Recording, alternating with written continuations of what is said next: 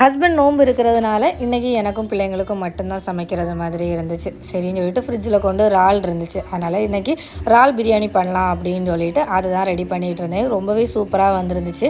சுத்தமாக காரம் இல்லாமல் தான் பண்ணியிருந்தேன், பிள்ளைங்களுக்கு கொடுக்கணும் அப்படிங்கிறதுக்காக. ஓகே, ஏன்னா பிள்ளைங்க நல்லா சாப்பிட்டாங்க. இன்றைக்கி பார்த்திங்கன்னா பேக்கிங் கிளாஸுக்கு போகலை, ஏன்னா கொஞ்சம் பர்ச்சேஸ் பண்ண வேண்டிய வேலை இருந்துச்சு. அதனால் சாப்பிட்டு எல்லாமே முடித்ததுக்கப்புறம் ஸ்ட்ரைட்டாக ரிலையன்ஸ் தான் போயிருந்தோம்.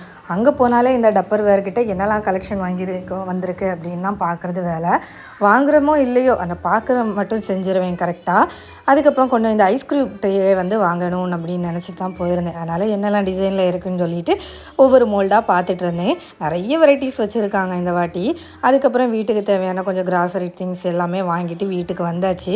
வீட்டுக்கு பார்த்திங்கன்னா எல்லாமே அரேஞ்ச் பண்ணி வச்சு முடிச்சதுமே ஹஸ்பண்டுக்கு ஷேக் எல்லாமே போடுறதுக்கு, ஜூஸ் எல்லாம் போடுறதுக்கு ஐஸ்கிரீம் வேணுமா இருந்து, அது நம்ம கடையில் வாங்குறதுக்கு வீட்டிலே பண்ணிடலாம் அப்படின்னு சொல்லிட்டு விப்பிங் க்ரீமில் தான் ஐஸ்கிரீம் பண்ணியிருந்தேன். சூப்பராகவே டேஸ்ட்டாக இருந்துச்சு.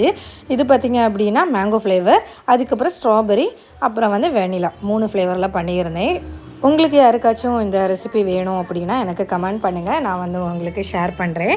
அதுக்கப்புறம் எல்லாமே ரெடி பண்ணி கொடுத்துட்டு ஹஸ்பண்டையும் கடைக்கு அனுப்பியாச்சு. இப்படி தான் என்னோடய டே இன்னைக்கு போச்சு.